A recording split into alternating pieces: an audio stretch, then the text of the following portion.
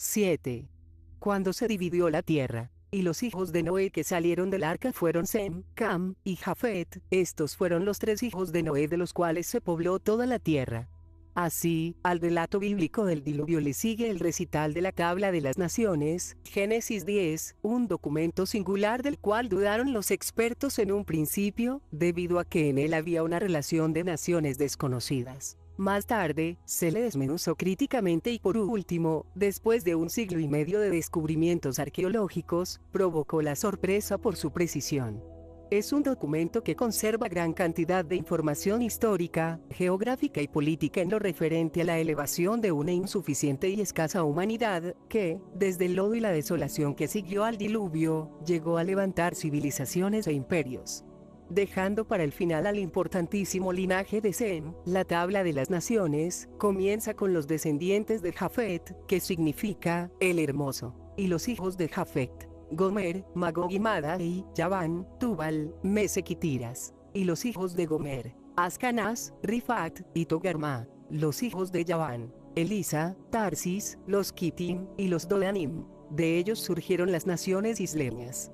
Mientras que las últimas generaciones se difundieron, pues, por las regiones costeras y las islas, lo que pasó desapercibido fue que las primeras 7 naciones hijos se corresponden con las tierras altas de las regiones de Asia Menor, el Mar Negro y el Mar Caspio, zonas que fueron habitables poco después del diluvio, a diferencia de las bajas regiones costeras y las islas, que no se pudieron habitar hasta mucho después. Los descendientes de Cam, que significa, el que es caliente, o también el de tono oscuro, en primer lugar, Cus, Misrayim, Put, y Canaán, y después todo un ejército de naciones-estado, se corresponden con a las naciones africanas de Nubia, Etiopía, Egipto, y Libia, como núcleo central de la repoblación africana, comenzando de nuevo en las zonas topográficamente más elevadas, para difundirse más tarde por las tierras bajas. Y Sem, padre de todos los que descienden de Eber, también tuvo descendientes. Él era el hermano mayor de Jafet.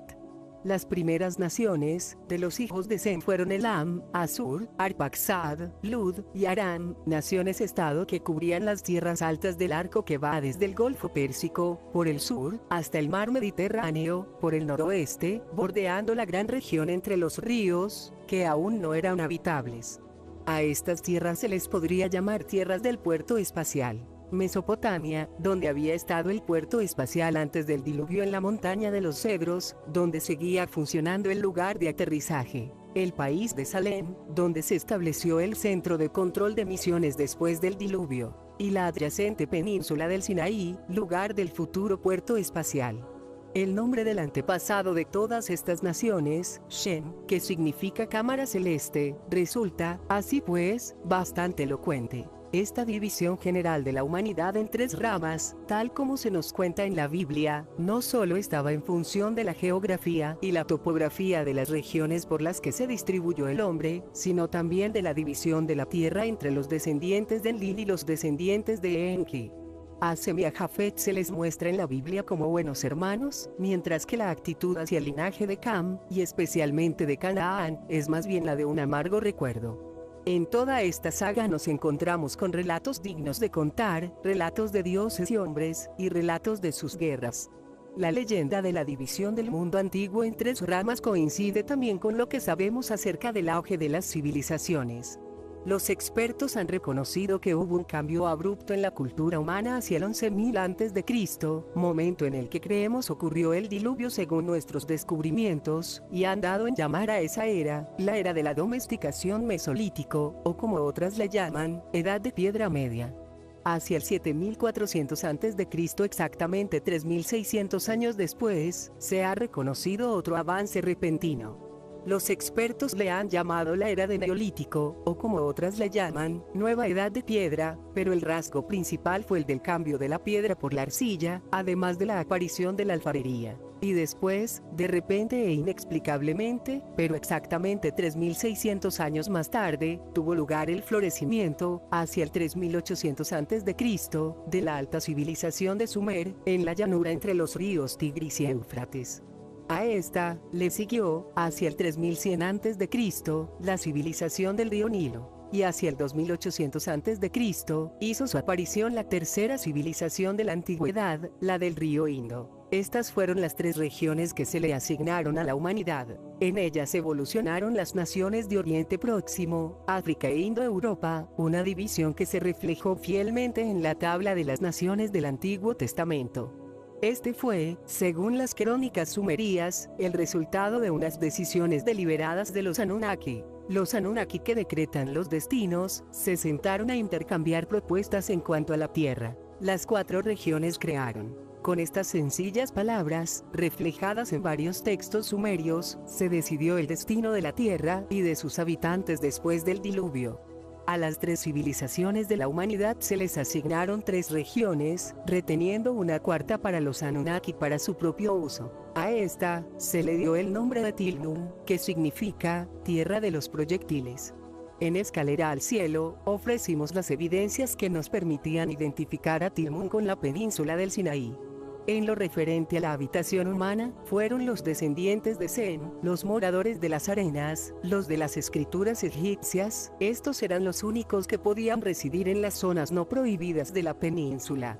Pero, cuando llegó el momento de asignar el territorio a los Anunnaki, surgieron profundas diferencias. Controlar el lugar del puerto espacial postdiluviano era lo mismo que controlar las comunicaciones entre la Tierra y Nibiru, como habían demostrado claramente las experiencias con Kumarbi y Su. De manera que, ante la reavivada rivalidad entre los clanes de Enlil y Enki, se buscó una autoridad neutral para la Tierra de los proyectiles. La solución fue ingeniosa. Del mismo linaje que ellos, era su hermana Sud. Como hija de Anu, tenía el título de Nima, que significa Gran Dama. Ella era una del grupo original de los grandes Anunnaki, que fueron los pioneros en la Tierra, uno de los miembros del Panteón de 12. Dio un hijo a Enlil, una hija a Enki, y la llamaban cariñosamente Mami, que significa Madre de los Dioses. También ayudó a crear al hombre. Con sus conocimientos médicos había salvado muchas vidas, y también se la conocía como Ninti, que significa Dama de la Vida, pero nunca había tenido sus propios dominios, de manera que darle Tilmun como dominio fue una idea a la que nadie se opuso. La península del Sinaí es un lugar estéril, con altas montañas de granito en el sur, una meseta montañosa en el centro y una llanura de duro suelo en el tercio norte, rodeada por bajas cadenas montañosas y colinas. Después, hay una franja de dunas de arena que se deslizan hasta la costa del Mediterráneo. Pero donde se puede retener el agua, como en los diversos oasis o lechos de río que se llenan durante las breves lluvias del invierno, manteniendo la humedad por debajo de la superficie, crece una lujuriosa vegetación de palmeras de atileras y frutales, donde pastan los rebaños de ovejas y cabras. Esta región debió de estar tan prohibida hace milenios como lo está ahora. Pero, aunque se le hizo una morada en uno de los lugares reconstruidos de Mesopotamia, Sud decidió tomar posesión personalmente de aquella región montañosa. Aun con todos sus atributos de estatus y de conocimientos, ella siempre jugó un papel secundario. Cuando llegó a la Tierra, era joven y hermosa. Ahora era vieja y la apodaban la vaca, a sus espaldas. De modo que, ya que le habían dado su propio dominio, decidió irse allí. Con orgullo, declaró: ahora soy señora. Permaneceré allí sola, reinando para siempre.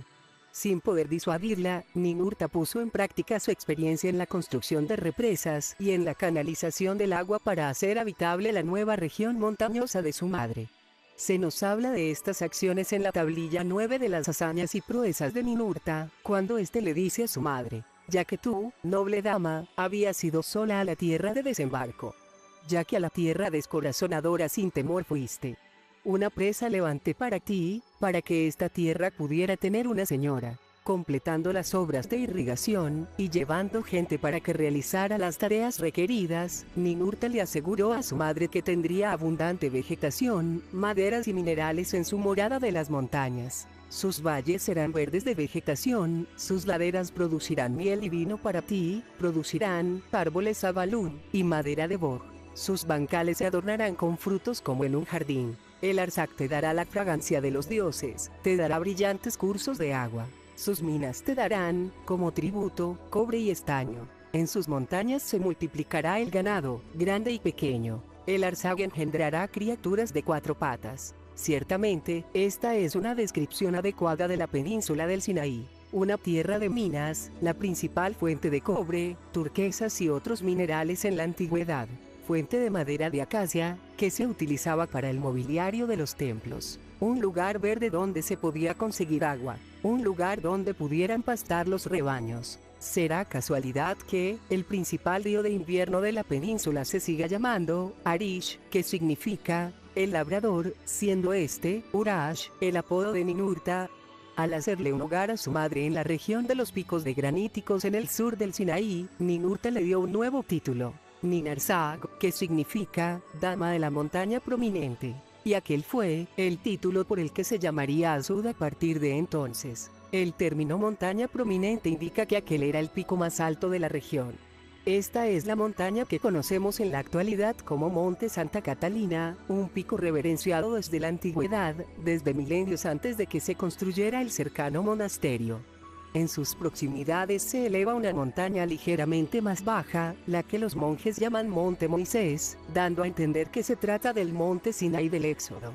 Aunque resulta dudoso, sigue dándose el hecho de que los picos gemelos se tienen por sagrados desde la antigüedad, y creemos, esto se debe a que jugaron un papel de eje en la planificación del puerto espacial postdiluviano y del corredor de aterrizaje que llevaba hasta él. Los nuevos planos siguieron los antiguos principios, y para comprender el grandioso diseño postdiluviano, tendremos que recordar primero la forma en la que se desarrollaron el puerto espacial y el corredor de aterrizaje antediluvianos. En aquel entonces, los Anunnaki eligieron en primer lugar, como punto focal, los picos gemelos del monte Ararat, el monte más alto del occidente de Asia y, por tanto, el punto de referencia natural más visible desde el cielo. Los siguientes rasgos naturales y visibles eran el río Éufrates y el Golfo Pérsico. Trazando una línea imaginaria norte-sur desde el Ararat, los Anunnaki determinaron que el puerto espacial estaría donde la línea corta el río. Después, en diagonal al este desde la dirección del Golfo Pérsico, en un ángulo exacto de 45 grados, trazaron el curso de aproximación. Más tarde, establecerían sus poblaciones de forma que marcaran el corredor de aterrizaje a ambos lados del curso de aproximación. En el punto central, se construyó Nippur, como centro de control de misiones. Todas las demás poblaciones eran equidistantes de él. Las instalaciones espaciales postdiluvianas se planificaron sobre los mismos principios. El monte Ararat siguió sirviendo como principal punto focal. Una línea de 45 grados señalaba el curso de aproximación, y una combinación de puntos de referencia artificiales colocado como un corredor de aterrizaje en forma de flecha. Sin embargo, la diferencia consistía en que esta vez, los Anunnaki tenían a su disposición una plataforma a la medida, la de la montaña de los cedros, Baalbek, y la incorporaron en la nueva rejilla de aterrizaje. Como antes del diluvio, el doble pico del Ararat sirvió de nuevo como punto de referencia septentrional, anclando el corredor de aterrizaje y el curso de aproximación en su centro.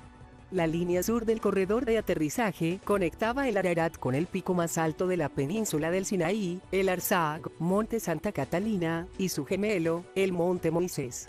La línea norte del corredor de aterrizaje era la línea que se extendía desde el Ararat, y pasando por la plataforma de aterrizaje de Baalbek, la cual proseguía hasta Egipto. Allí, el terreno era demasiado llano para ofrecer un punto de referencia natural, y fue por este motivo, estamos seguros, por lo que los Anunnaki construyeron los picos gemelos artificiales de las dos grandes pirámides de Giza. Pero, ¿dónde había que construir este punto de anclaje? Aquí entra en juego una línea imaginaria, este-oeste, que los Anunnaki concibieron arbitrariamente en sus ciencias espaciales. Ellos dividieron arbitrariamente los cielos que circundan la Tierra en tres bandas o caminos. El septentrional fue el camino de Enlil. El meridional era el camino de Enki. Y el central era el camino de Anu.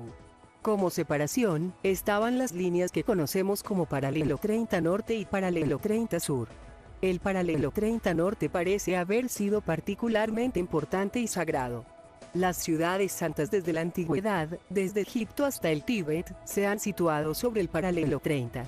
Se eligió este paralelo, en la intersección con la línea Ararat-Baalbek, como la línea sobre la cual construir las grandes pirámides. y también como la línea que indicaría, en la llanura central del Sinaí, el lugar del puerto espacial.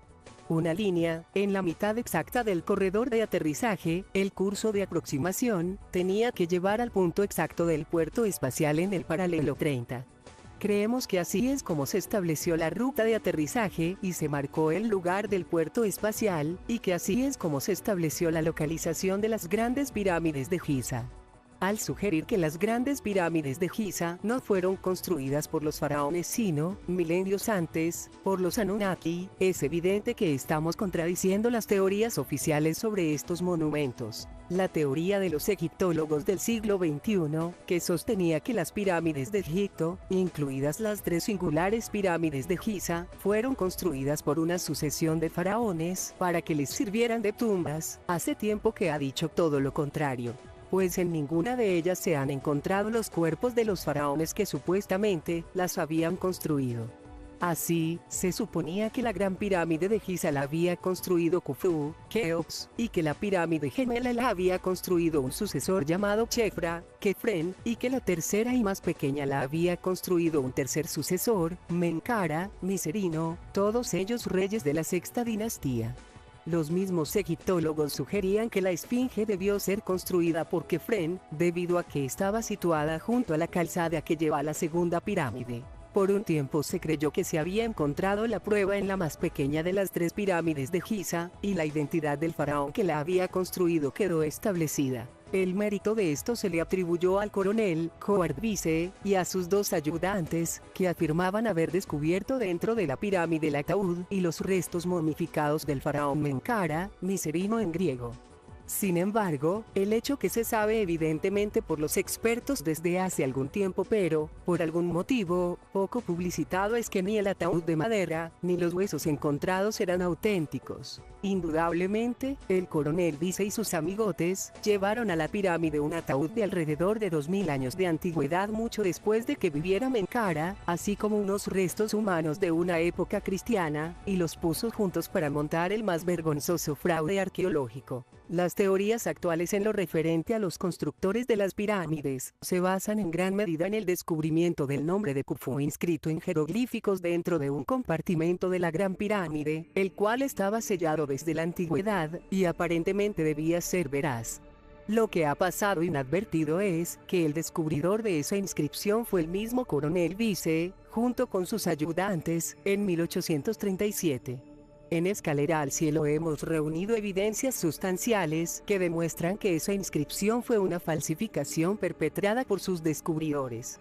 A finales de 1983, un lector de este libro vino a ofrecernos unos registros familiares en donde se demostraba que Vice pidió ayuda a su bisabuelo, un maestro masón llamado Undries Breuer, para que se abriera paso al interior de la pirámide a base de pólvora, y que este fue testigo presencial de la falsificación, y que, al poner objeciones y oponerse a lo que el coronel Vice pretendía hacer, fue expulsado del lugar y obligado incluso a abandonar Egipto. En Escalera al Cielo hemos demostrado que Khufu no pudo ser el constructor de la Gran Pirámide porque, él mismo, en una estela que construyó cerca de las pirámides, decía que ella existía ya en sus tiempos. Incluso la Esfinge, construida supuestamente por un sucesor de Khufu, es mencionada en la inscripción. Y ahora nos hemos encontrado con que existen evidencias pictóricas en la época de la primera dinastía de faraones, mucho antes de Khufu y de sus sucesores. En ellas se demuestra conclusivamente que aquellos reyes primitivos ya conocían las maravillas de Giza. Podemos ver con toda claridad a la Esfinge, tanto en las representaciones del viaje del rey a la otra vida como en la escena de su investidura a manos de los antiguos que llegaron a Egipto en barco. También presentamos como evidencia la conocida tablilla de la victoria del primer faraón, Menes, que representa su enérgica unificación de Egipto. Por una parte, se le ve llevando la corona blanca del Alto Egipto, derrotando a sus jefes y conquistando sus ciudades. En otra tablilla se le muestra con la corona roja del Bajo Egipto, avanzando por sus regiones y decapitando a sus jefes.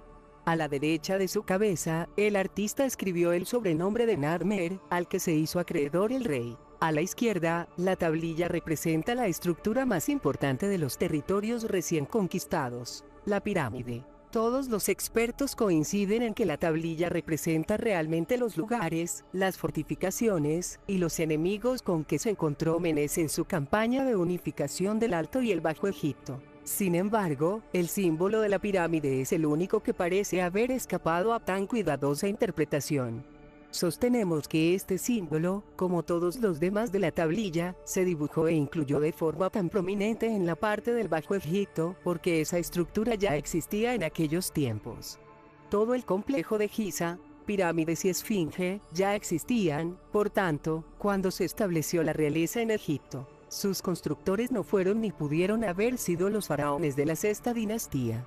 El resto de pirámides de Egipto, más pequeñas y primitivas en comparación con estas, incluso algunas cayeron antes de ser acabadas, y otras se han desmoronadas, estas sí que fueron construidas por varios faraones, pero no como tumbas, ni como monumento funerario, monumentales tumbas simbólicas, sino como una imitación de algo hecho por los dioses.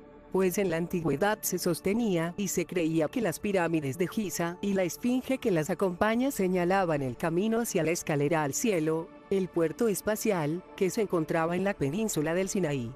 Al construir pirámides para poder viajar a la otra vida, los faraones las adornaban con los símbolos correspondientes, con ilustraciones del viaje, y en varios casos cubrieron las paredes también con citas del libro de los muertos. Las tres pirámides de Giza, únicas tanto por su construcción exterior e interior, así como por su tamaño e increíble conservación, se diferenciaban también en que en su interior no había ningún tipo de inscripción ni de decoración.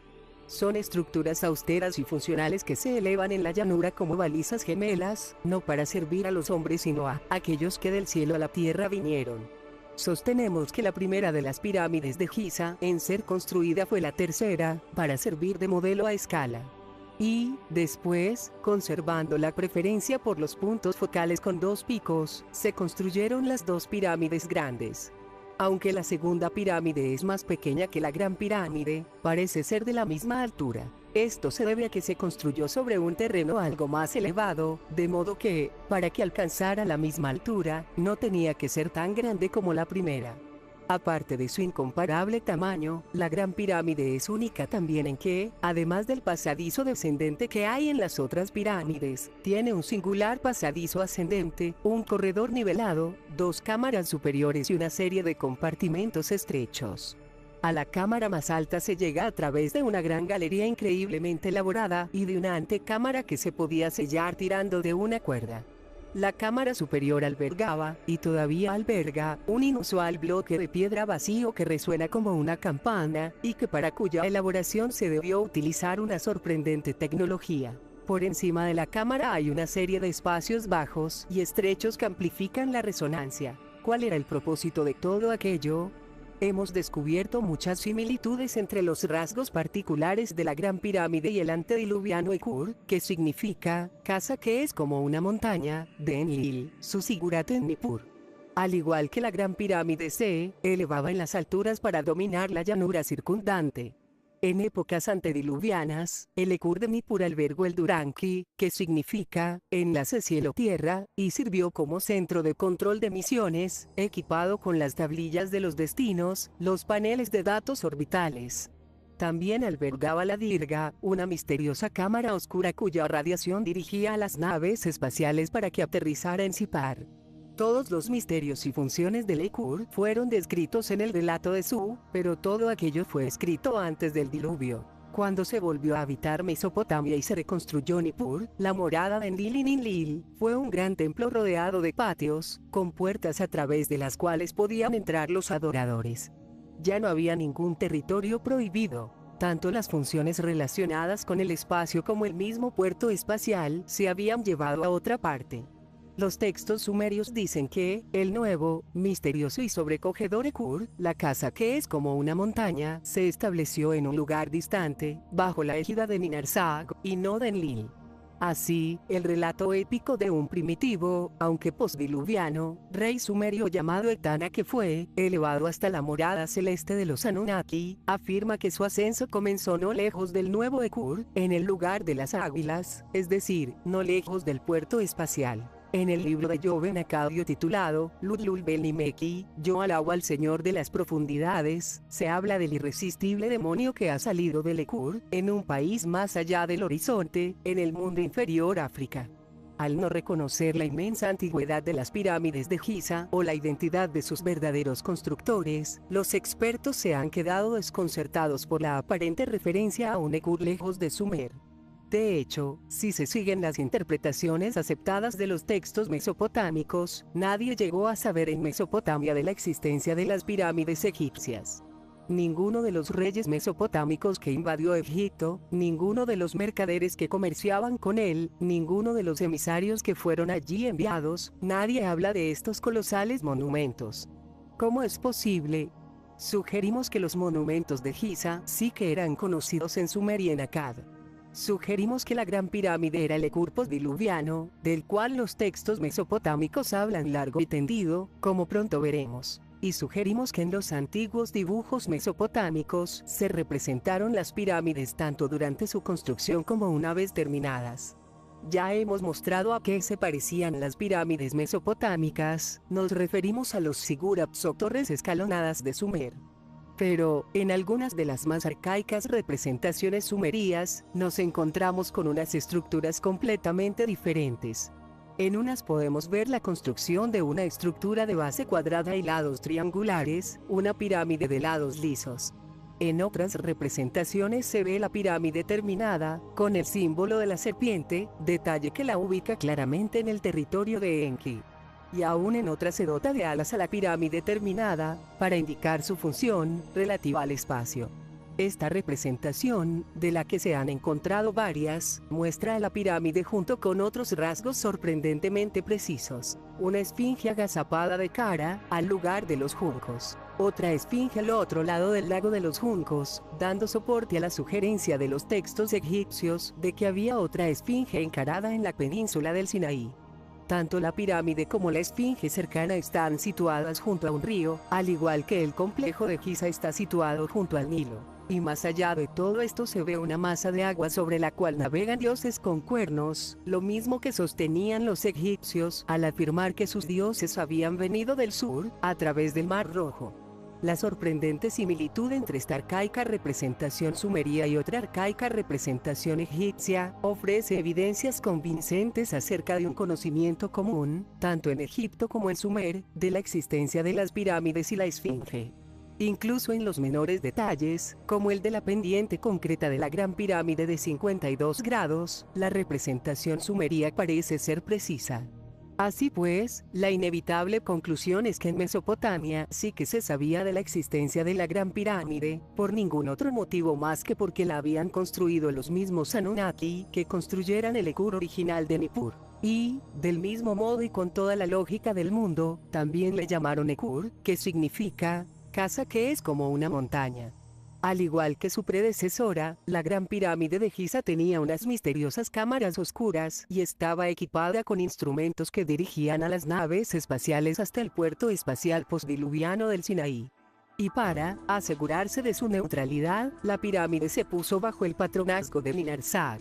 Nuestra solución ofrece significado al de otro modo enigmático poema que exalta a Ninarsag como señora de la casa con un pico puntiagudo, una pirámide, casa brillante y oscura del cielo y la tierra, para las naves voladoras reunir. Ekur, casa de los dioses con pico puntiagudo, para cielo a tierra está sumamente equipada. Casa cuyo interior resplandece con la rojiza luz del cielo, pulsando un rayo que llega a todas partes, tan pavoroso que toca la carne. Pavoroso Sigurat, noble montaña de montañas, tu creación es grande y noble, los hombres no pueden comprenderla. La función de esta casa de los dioses con pico puntiagudo queda clara más tarde. Era una casa de equipamiento que servía para bajar a descansar, para los astronautas que ven y orbitan, un gran punto de referencia para los nobles Shems, de las cámaras celestes. Casa de equipamiento, noble casa de la eternidad. Sus cimientos son piedras que llegan al agua. Su gran circunferencia se marca en la arcilla. Casa cuyas partes se han entretejido con habilidad. Casa cuyo correcto aullido a los grandes que ven y orbitan baja a descansar. Casa que es un gran punto de referencia para los nobles Shem. Montaña por la cual asciende Utu. casa a cuyos profundos interiores los hombres no pueden penetrar, Anu la ha magnificado. El texto pasa después a describir las diversas partes de la estructura, sus cimientos, que están asombrosamente revestidos. Su entrada, que se abre y se cierra como una boca, resplandeciendo con una débil luz verde.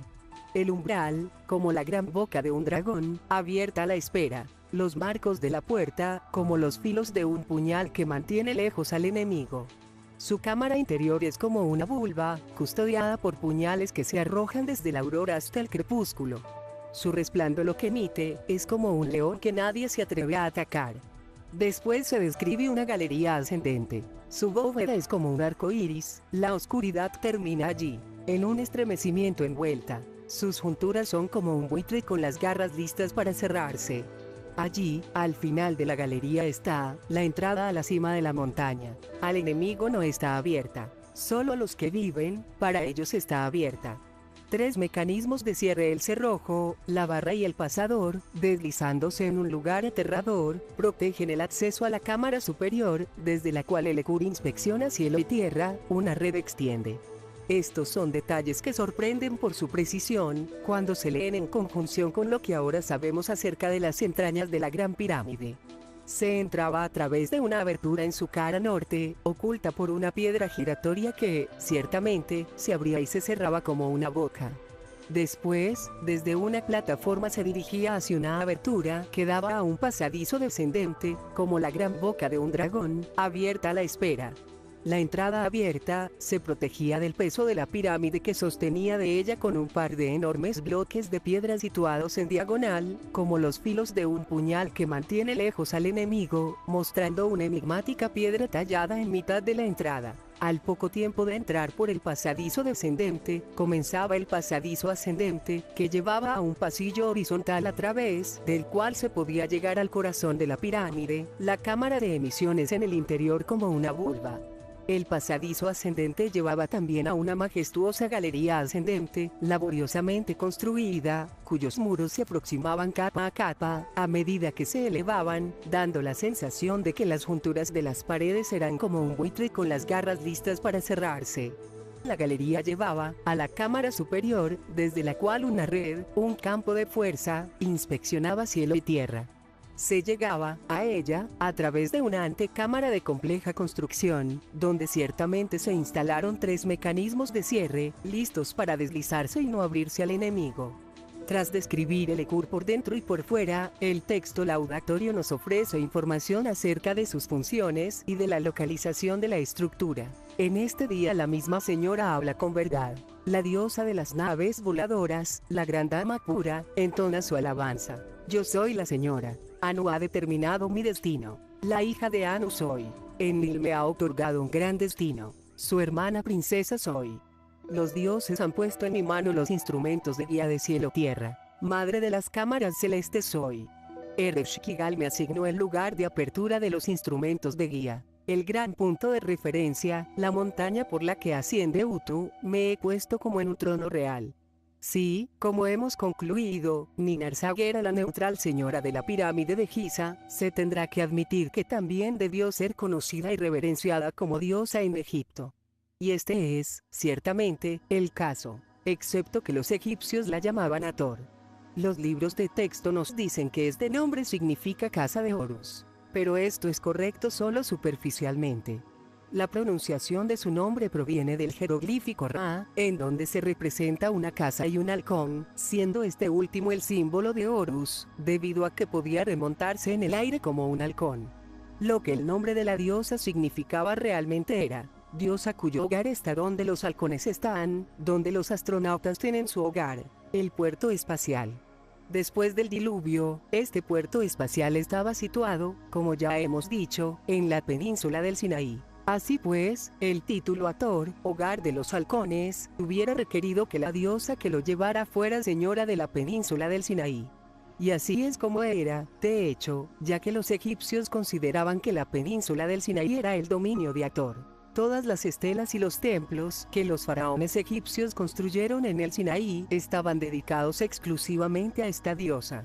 Y, como Ninarsag en sus años de madurez, también a Hathor se le apodaba la vaca y se la representaba con cuernos de vaca. Pero, ¿fue Hathor también señora de la Gran Pirámide, tal como hemos dicho de Ninarsag? Pues, ya no nos sorprende, sí que lo era. Las evidencias nos llegan a través de una inscripción del faraón Khufu, hacia 2600 a.C., en una estela conmemorativa que construyó en Giza, en un templo dedicado a Isis. Conocida como la Estela del Inventario, tanto el monumento como su inscripción dejan claro que la Gran Pirámide y la Esfinge ya existían cuando Khufu, Keops, comenzó su reinado. Todo lo que este faraón afirmaba era el de haber construido el templo de Isis, junto a las ya existentes pirámides y la Esfinge. Al rey del Alto y el Bajo Egipto, Khufu, le sea dada vida. Él fundó la casa de Isis, señora de la pirámide, junto a la casa de la Esfinge. En su época, por tanto, se consideraba a Isis, esposa de madre de Horus, la señora de la pirámide. Pero, como deja claro lo que dice a continuación, no fue ella la primera señora de la pirámide. Viva Horus Mesdau. Al rey del Alto y el Bajo Egipto, Khufu, le sea dada vida. Pues su divina madre Isis, señora de la montaña occidental de Hathor, él hizo esta inscripción en la estela. Así pues, la pirámide no solo era una montaña de Hathor, la homóloga exacta de Sumer, casa que es como una montaña, sino que también era su montaña occidental, dando a entender que debía haber otra oriental. Y esta era, lo sabemos por fuentes sumerías, el Arsag, el pico más alto de la península del Sinaí. A pesar de la rivalidad y de los recelos entre las dos dinastías divinas, existen pocas dudas acerca de que el verdadero trabajo de construcción del puerto espacial y de las instalaciones de guía y de control recayó en manos de Enki y de sus descendientes. Ninurta demostró ser capaz de llevar a cabo obras de represa y de irrigación. Utushamash sabía cómo comandar y operar las instalaciones de aterrizaje y despegue. Pero solo Enki, el maestro ingeniero y científico que había pasado por todo esto con anterioridad, tenía los conocimientos y la experiencia precisos para planificar las ingentes obras de construcción y para supervisar su ejecución. No hay ni siquiera un indicio en los textos sumerios que describen los logros de Ninurta y Utu, que ninguno de los dos tenía planeado o trabajar en las obras relacionadas con el espacio. Cuando, tiempo después, Ninurta le pidió a un rey sumerio que le construyera un zigurat con un recinto especial para su pájaro divino, fue otro dios, que acompañaba a Ninurta, el que le dio al rey los planos arquitectónicos y las instrucciones de construcción. Por otra parte, en varios textos se dice que Enki había transmitido a su hijo Marduk todo el conocimiento científico del que estaba en su posesión. Los textos hablan de una conversación entre padre e hijo, que tuvo lugar cuando Marduk fue a su padre con una difícil pregunta. Enki le respondió a su hijo Marduk: «Hijo mío, ¿qué no sabes? ¿Qué más puedo darte?» «Marduk, ¿qué es lo que no sabes? ¿Qué más te puedo dar? Todo lo que yo sé, tú lo sabes». Dadas las similitudes entre Tai y Enki por una parte, y entre Marduk y Ra por otra, no nos debería de sorprender en absoluto que en los textos egipcios se relacione a Ra con las instalaciones espaciales y sus obras de construcción. En estas obras de construcción recibía la ayuda de Shu, y también de Tefnut, al igual que la de Gen, e incluso la de Nut, y de Tot, el dios de lo mágico. La Esfinge, la guía divina que mostraba el camino hacia el este, exactamente a lo largo del paralelo 30, tenía los rasgos de Orakti, que significa halcón del horizonte, un sobrenombre de Ra. Una estela construida cerca de la Esfinge, en tiempos faraónicos, lleva una inscripción que indica directamente a Ra como el ingeniero, extendedor de la cuerda, que construyó el lugar protegido en el desierto sagrado, desde el cual podía ascender bellamente y atravesar los cielos. Tú extendiste las cuerdas para el plano, tú diste forma a las tierras, tú hiciste secreto el mundo inferior. Tú te has construido un lugar protegido en el desierto sagrado, con nombre oculto. Tú ascendiste por el día enfrentándoles, te elevas bellamente, cruzas el cielo con un buen viento. Atraviesas el cielo en la barca celestial, el cielo está jubiloso, la tierra grita de alegría. La tripulación de Ra alaban cada día. Él emerge en triunfo. Los textos egipcios afirman que Shu y Tefnut ayudaron a Ra en sus inmensas obras relacionadas con el espacio, sosteniendo los cielos sobre la tierra. El hijo de ambos, Geb, cuyo nombre proviene de la raíz GBB, amontonar, apilar, se entregó, según los expertos, a obras que tendrían que ver con eso, apilar. un sugerente indicio de que pudo ser él, el encargado de la construcción de las pirámides. En un relato egipcio acerca del faraón Khufu y de sus 3 hijos se revela que, en aquellos días, los planos secretos de la Gran Pirámide estaban custodiados por el dios al que los egipcios llamaban Tot, dios de la astronomía, las matemáticas, la geometría y la medición terrestre. Se recordará que una característica única de la Gran Pirámide es la de sus pasadizos y cámaras superiores. Sin embargo, debido a que estos pasadizos estaban sellados, demostraremos cómo, cuándo y por qué, justo donde se bifurcan del pasadizo descendente, todos los faraones que intentaron emular las pirámides de Giza construyeron solo cámaras inferiores, siendo incapaces de imitar las cámaras superiores por falta de conocimientos arquitectónicos precisos, o, con el tiempo, simplemente porque no sabían de su existencia. Pero parece ser que Khufu sí que conocía la existencia de estas 2 cámaras secretas del interior de la Gran Pirámide, y a punto estuvo de descubrir sus planos de construcción, pues se le dijo dónde los tenía ocultos el dios Tot. En un relato que aparece en el llamado Papiro Scar, titulado Relatos de los Magos, se dice que un día, cuando el rey Khufu reinaba sobre toda la tierra, llamó a sus 3 hijos y les pidió que le contaran historias de los hechos de los magos de antaño. El primero en hablar fue el hijo del rey Kefren, que relató una leyenda de los días un antepasado de Khufu, Keops, llamado Netka. Habla de lo que sucedió cuando entró en el templo de Ptah. Era el cuento de cómo un mago le había devuelto la vida a un cocodrilo muerto. Después el otro hijo del rey Bauefma contó un milagro de los tiempos de un antepasado de Khufu, Keops, aún más antiguo, en el cual un mago abrió las aguas de un lago, con el fin de recuperar una joya de su fondo. Y luego el mago habló y utilizó sus palabras mágicas, y devolvió las aguas del lago a su lugar. Un tanto cínico, el tercer hijo Lamado, Ordedef, se levantó y dijo: hemos oído hablar de magos del pasado y de sus proezas, cuya verdad no podemos verificar. Sin embargo, yo sé de cosas hechas en nuestros tiempos. El faraón Khufu le preguntó de qué se trataba y Ordedef respondió que conocía a un hombre llamado Dedi, que sabía cómo devolverle la cabeza a un decapitado y cómo domesticar a un león, así como también conocía los números Bud de las cámaras de Tot. Al escuchar esto, Khufu, Keops, sintió una profunda curiosidad, pues él había intentado encontrar el secreto de las cámaras de Tot en la Gran Pirámide, ya selladas y ocultas en tiempos de Khufu, Keops. Así pues, dio orden para que encontraran y trajeran al sabio Dedi, desde su morada, en una isla en la punta de la península del Sinaí. Cuando llevaron a Dedi ante el faraón, Khufu puso a prueba antes que nada sus poderes mágicos, como devolverle la vida a un ganso, a un pájaro, y a un buey, a los que les habían cortado las cabezas. Más tarde, Khufu preguntó: ¿es cierto lo que se dice de que conoces los números Bud para la Siput de Tot? Y Dedi respondió: no conozco los números, oh rey, pero conozco el lugar donde están los Bud. Los egiptólogos en general están de acuerdo en que Iput expresaba el significado de cámaras secretas del santuario primitivo y que Bud significaba diseños, planos con números. Como respuesta, a Khufu, el mago, de quien se dice que tenía 110 años, dijo: no conozco la información de los diseños, oh rey, pero sé dónde ocultó todos los planos con números. Y respondiendo a otras preguntas, dijo: hay una piedra en forma de caja en la cámara sagrada llamada la sala de mapas en Heliópolis. Están en esa caja.